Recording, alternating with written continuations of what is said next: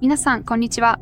目の前に Gabriel My16 がありますので、このデバイスで動画の解像度を変更する方法をお伝えします。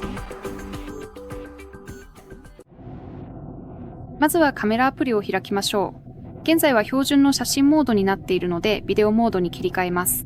ビデオをタップしてください。シャッターボタンの中が赤くなっていれば確実にビデオモードになっています。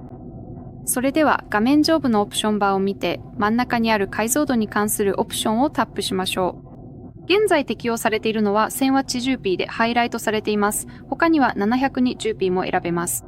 使いたいオプションをタップするだけで OK です。